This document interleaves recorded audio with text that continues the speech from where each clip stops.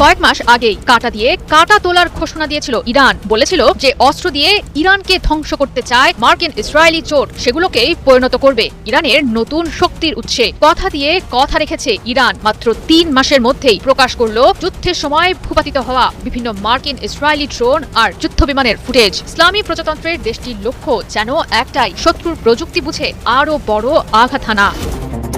যুদ্ধের ময়দানে গোলাবারুদ শেষ হওয়ার আগেই যদি যুদ্ধ থামানোর রাস্তা খুঁজতে হয়, তাহলে বুঝতে হবে পরিস্থিতি কতটা কঠিন। ইরানের বিরুদ্ধে ৬ মাসের যুদ্ধ শুরুতে বলা হয়েছিল কয়েক সপ্তাহেই তেহরানকে চাপে ফেলে লক্ষ্য অর্জন করবে আমেরিকা, কিন্তু সময় যত গড়িয়েছে ততই বদলে গেছে হিসাব। এবার সেই হিসাবের ভয়ঙ্কর দিক সামনে আনলেন খোদ আমেরিকার শীর্ষ জেনারেল। বিশ্বজুড়ে চলছে বড় ধরনের সামরিক ও কৌশলগত পরিবর্তন। ফুরিয়ে এসেছে আমেরিকার ক্ষেপণাস্ত্রের মজুদ।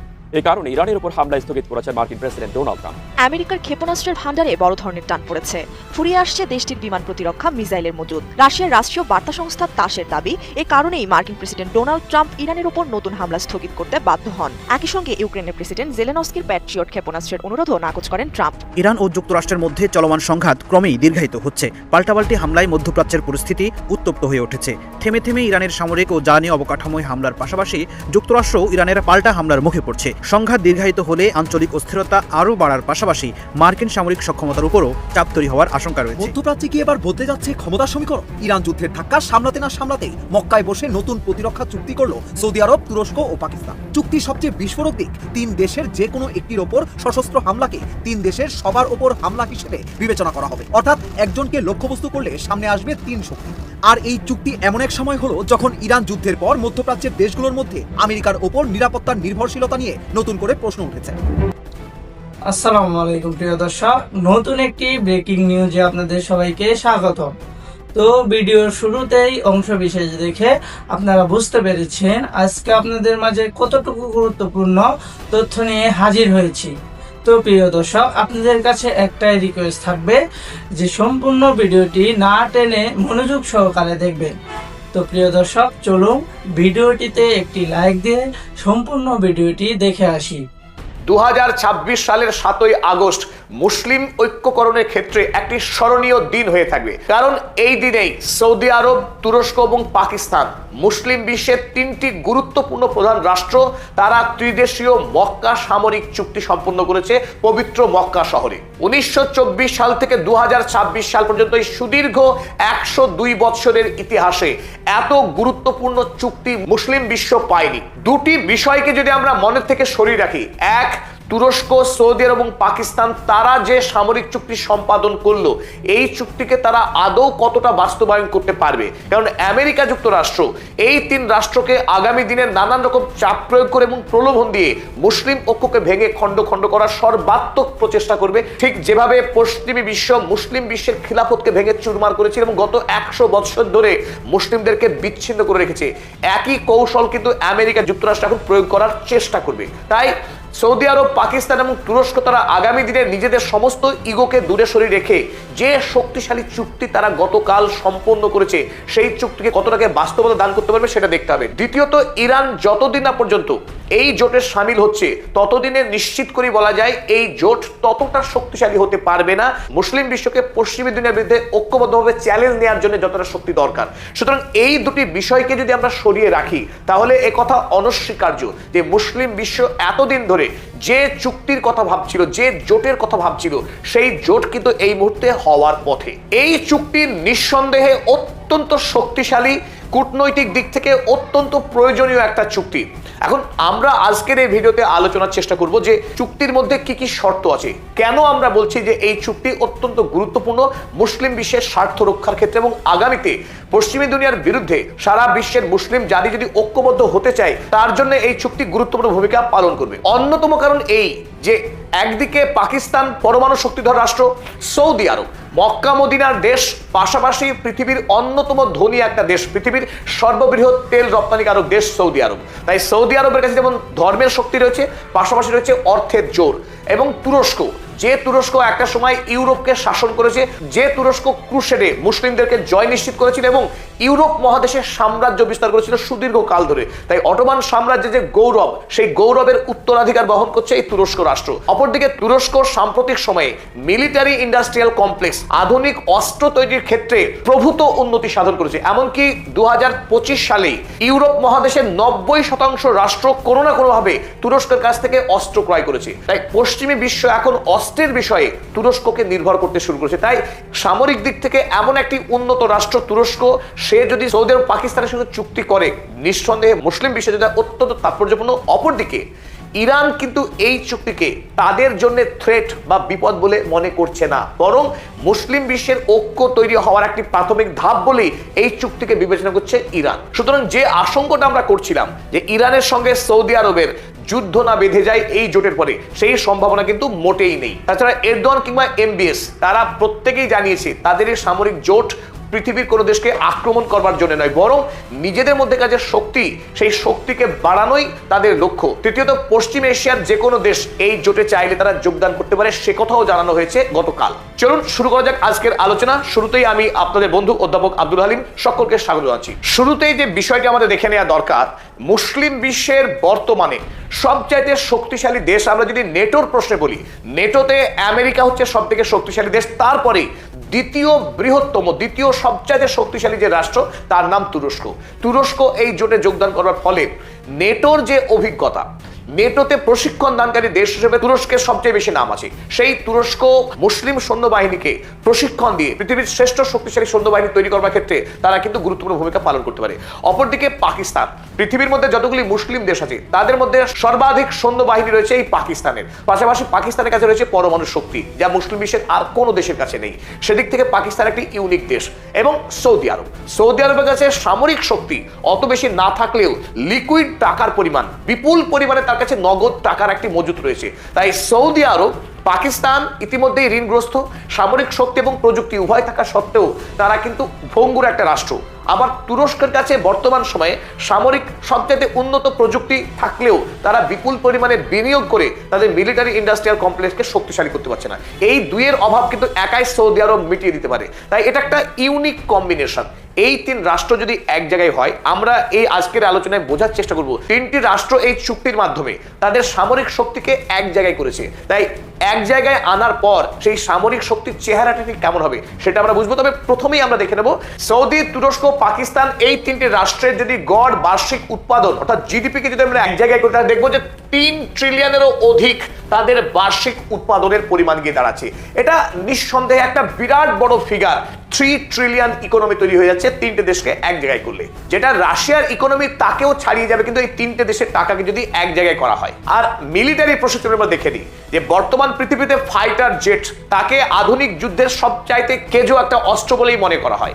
সেই আধুনিক ফাইটার জেটের প্রশ্নে তিনটি দেশের সামরিক শক্তিকে যদি আমরা এক জায়গায় করি, তাহলে 1000-এরও অধিক এরকম ফাইটার জেট পাবো।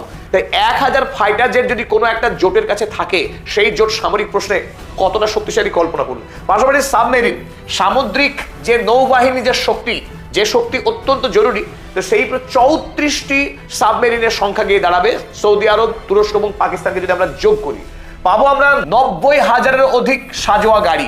এই সাজোয়া গাড়ি যা যুদ্ধের সময় মিলিটারি বা সেনাবাহিনীরা ব্যবহার করে, সেই গাড়ির সংখ্যা গিয়ে দাঁড়াবে 90,000, প্রায় 1 লাখ ছুঁই। ট্যাঙ্ক, যুদ্ধে ইসরায়েল লেবাননকে ধ্বংস করার ক্ষেত্রে যে ব্যবহার করে যে অস্ত্র আপনারা দেখেছেন, সেই ট্যাঙ্ক 7,000-এরও অধিক গিয়ে দাঁড়াবে ট্যাঙ্কারের সংখ্যা। কমব্যাট অ্যান্ড নেভাল প্ল্যাটফর্মস, এই তিন দেশের নৌ শক্তিকে এক জায়গায় ঠিক কতটা শক্তিশালী সহজে আমরা বুঝতে পারবো।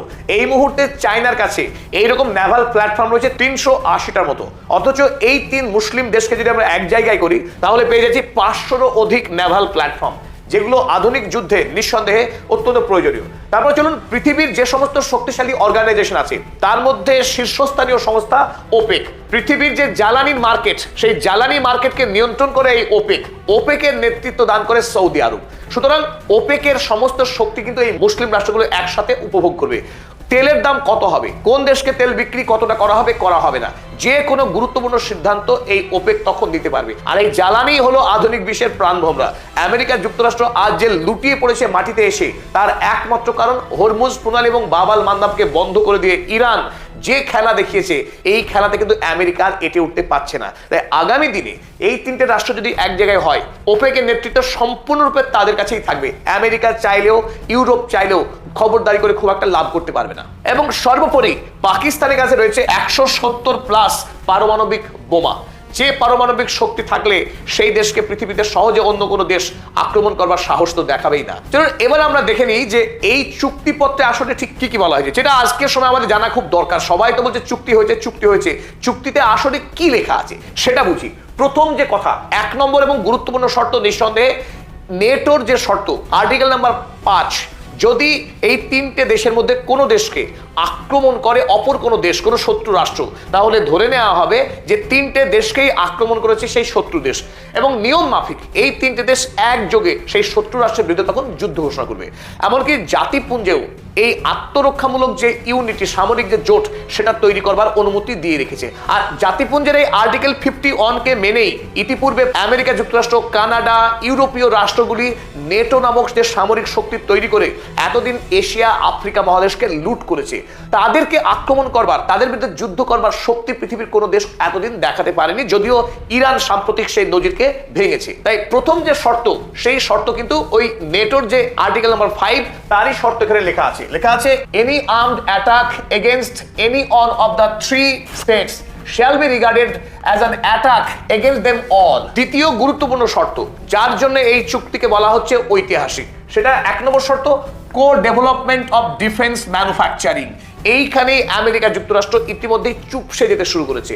পাকিস্তান, তুরস্ক এবং সৌদি আরব মিলিতভাবে তারা সামরিক অস্ত্র তৈরি করবে, তারা নতুন করে অস্ত্র তৈরির কারখানা নির্মাণ করবে এবং সেই কারখানায় বিপুল পরিমাণে আধুনিক, বর্তমান সময় উপযোগী অস্ত্র নির্মাণের কাজ শুরু করবে। সে কথাই বলছে, co-development of defense manufacturing। এই তিনটে রাষ্ট্রের যত বিজ্ঞানী রয়েছে তারা একযোগে গবেষণা করবে, নতুন নতুন অস্ত্র কিভাবে প্রস্তুত করা যায় তার জন্য তারা বিপুল পরিমাণে বিনিয়োগ করবে এবং নতুন করে কারখানা নির্মাণ করে অস্ত্র তৈরি করবে, এবং সেই অস্ত্র গোটা পৃথিবীর বাজারে তারা বিক্রি করবে। এতদিন ধরে পৃথিবীতে এই অস্ত্র কারবারি দেশ ছিল আমেরিকা যুক্তরাষ্ট্র। গোটা পৃথিবীতে তারা যুদ্ধ বাঁধিয়েছে একটি লক্ষ্য নিয়ে, অস্ত্র বিক্রি করবে বলে। তাই এতদিন ধরে আমেরিকা যুক্তরাষ্ট্র আধুনিক, শক্তিশালী, প্রযুক্তির দিক থেকে অনেক উন্নত অস্ত্র তৈরি করে একচেটিয়া অস্ত্র ব্যবসা করে আসছিল, যার মধ্যে অন্যতম ছিল বোয়িং, লকহেড মার্টিন, নর্থ্রপ গ্রুম্যান। সেই সমস্ত কোম্পানিগুলো কিন্তু এবার তুরস্কের যে সমস্ত সামরিক কোম্পানি রয়েছে তাদের কাছে জোরদার ধাক্কা খাবে। তাই এটা একটা গুরুত্বপূর্ণ পয়েন্ট। দ্বিতীয়ত, জয়েন্ট প্রকিউরমেন্ট অফ ডিফেন্স। তুরস্ক ইতিমধ্যেই ফাইটার জেট থেকে শুরু করে ড্রোন, একাধিক আধুনিক অস্ত্র তৈরি করছে, কিন্তু তাদের কাছে বিপুল পরিমাণে টাকার মজুদ না থাকার কারণে সেই সামরিক কোম্পানি কিন্তু তারা খুব বেশি দূর এগোতে পারছিল না। এবার সৌদি আরব এবং পাকিস্তান, এই তিনটে দেশ তারা একসঙ্গে টাকা বিনিয়োগ করবে, একসঙ্গে তারা অস্ত্র তৈরি করবে, অস্ত্র তৈরির জন্য নতুন নতুন কাঠামো, যন্ত্রপাতি কেনা, এবং সেই সমস্ত যন্ত্র এবং কাঠামোকে তিনটে দেশ একসঙ্গে ব্যবহার করবে। সেই কথাই কিন্তু তারা লিখিতভাবে সাইন করেছে, আগামী দিন তারা অক্ষরে অক্ষরে পালন করবে বলে। তৃতীয়ত, ডিফেন্স টেকনোলজি ট্রান্সফার।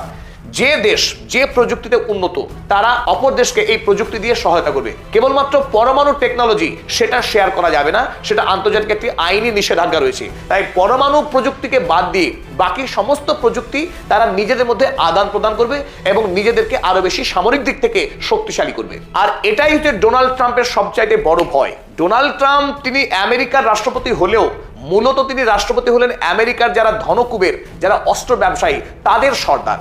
এই অস্ত্র ব্যবসায়ীরা যথা Boeing, Lockheed Martin, RTX corporation এবং নর্থ্রপ গ্রুম্যান, এরা প্রতি বছর ট্রিলিয়ন ডলার টাকার অস্ত্র বিক্রি করে বিদেশের বাজারে।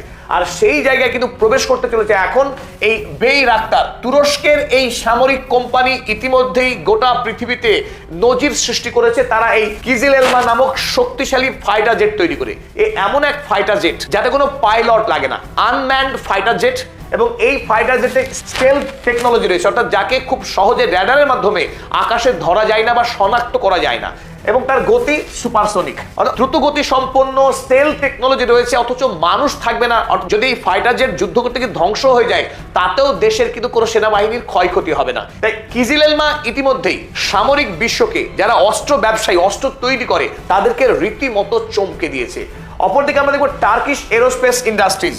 তুরস্কের দ্বিতীয় বৃহত্তম সামরিক কোম্পানি। এই কোম্পানি ইতিমধ্যেই একাধিক রকমের ফাইটার জেট বানিয়েছে, তবে তার মধ্যে উল্লেখযোগ্য আমরা নাম নিতে পারি তাইকান ফাইটার জেট, পঞ্চম জেনারেশনের 5th জেনারেশনের ফাইটার জেট আমেরিকার F-35, যার গৌরব আমেরিকা সারা পৃথিবীতে প্রচার করবার চেষ্টা করে। ইরান যদিও তাকে যোগ্য জবাব দিয়েছে। এই 5th জেনারেশনের স্টেলথ টেকনোলজির ফাইটার জেট একমাত্র তৈরি করেছিল আমেরিকা। আমেরিকাকে কেউ কেউ বলে যে চীন প্রযুক্তি চুরি করে তারা বানিয়েছে J-35। সেই চীনকে বাদ দিলে, আমেরিকাকে বাদ দিলে যদি অপর কোনো দেশ যারা নিজস্ব প্রযুক্তিতে স্টেলথ টেকনোলজির ফাইটার জেট বানিয়েছে তার নাম তুরস্ক। তুরস্ক এই 5th জেনারেশনের স্টেলথ টেকনোলজির এই তাইকান ফাইটার জেট বানিয়েছে, যা যুদ্ধের ময়দানে অত্যন্ত কার্যকরী। ইতিমধ্যেই প্যারিসে একটি মহড়াতে উপস্থিত থেকে এই প্লেন দেখিয়েছে যে তার যুদ্ধ করবার ক্ষমতা কত ভয়ঙ্কর। স্বাভাবিকভাবে টার্কিশ এরোস্পেস ইন্ডাস্ট্রিজ এবং বেই রাক্তারের মতো কোম্পানিগুলো আগামী দিনে আরো অনেক বেশি শক্তিশালী হবে, কারণ সৌদি আরবের কাছ থেকে বিপুল পরিমাণের অর্থনৈতিক সাহায্য পাবে। তারা পার্টনারশিপে একসঙ্গে টাকা ইনভেস্ট করে প্রযুক্তি এবং গবেষণার মাত্রাকে বাড়িয়ে আগামী দিনে আরো শক্তিশালী অস্ত্র তারা তৈরি করবে, এটাই নিশ্চিত। স্বাভাবিকভাবে এই আমেরিকান যে কোম্পানিগুলো, তাদের কপালে বড় সড় চিন্তার ভাঁজ। ডোনাল্ড ট্রাম্প মারাত্মকভাবে চাপে পড়ে গেছেন প্রাথমিকভাবে এই চুক্তি হবার পর। তাই আগামী দিনে ডোনাল্ড ট্রাম্প সমস্ত রকম কূটকৌশল ব্যবহার করবেন, হুমকি দেবেন, ভয় দেখাবেন। বিশ্ব ব্যাংক এবং মনিটারি ফান্ড যে সমস্ত সংস্থা থেকে পাকিস্তানের মতো দেশ বিপুল পরিমাণে ঋণ নিয়ে রেখেছে, সেই সমস্ত ঋণ শোধ না করলে এই দেশগুলোকে শাস্তি দেওয়ার একাধিক হুমকি কিন্তু আগামী দিনে দেবে। তাই যেভাবে 1924 সালের পর থেকে মুসলিম বিশ্বকে আলাদা করে রাখা হয়েছিল এবং মধ্যপ্রাচ্যকে এতদিন পশ্চিমী দুনিয়া শোষণ ক্ষেত্র হিসেবে ব্যবহার করে আসছিল, সেই কাজ আগামী দিনে বন্ধ হবার একটা আশঙ্কা কিন্তু দেখছে পশ্চিমী বিশ্ব। তাই ডোনাল্ড ট্রাম্প তিনি কিন্তু চেষ্টা করবেন যে পাকিস্তান, সৌদি আরব এবং তুরস্ক তাদের যে চুক্তি, বিশেষ করে সামরিক চুক্তি, এই চুক্তি যেন কোনোভাবেই বাস্তবায়িত না হয়। আর অস্ত্র তৈরি ছাড়াও এই চুক্তিতে অপর যে শর্ত রয়েছে সেটা হলো ইন্টেলিজেন্স শেয়ারিং ফ্রেমওয়ার্ক।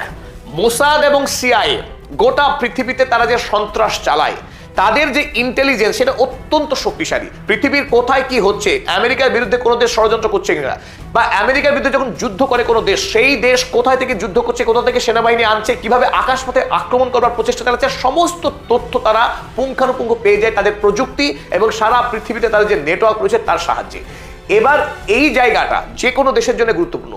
এখন সৌদি আরব, তুরস্ক এবং পাকিস্তান এই 3 দেশ যুদ্ধের বিষয়ে নিজেদের মধ্যে সমস্ত রকম তথ্য আদান প্রদান করবে বলেই তারা এই মর্মে স্বাক্ষর করেছে যে সিস্টেমেটিক ইন্টেলিজেন্স শেয়ারিং, সারা বছর নিয়মিত নিয়ম করে এই দেশগুলো নিজেদের মধ্যে সমস্ত রকম সামরিক তথ্য আদান প্রদান করবে।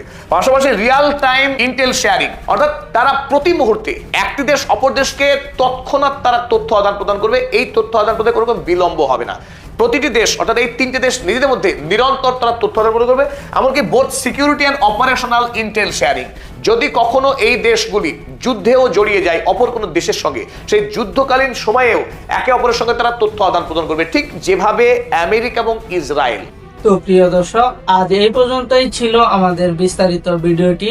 আশা করব আপনাদের কাছে এই তথ্যগুলো অনেক ভালো লেগেছে। এরকম তথ্যবহুল ভিডিও পেতে হলে অবশ্যই আমার চ্যানেলটি সাবস্ক্রাইব করে বেল আইকনটি বাজিয়ে দেবেন। তো প্রিয় দর্শক, আজ এই পর্যন্তই বিদায় নিচ্ছি। আপনারা সুস্থ থাকবেন এবং ভালো থাকবেন। আল্লাহ হাফেজ।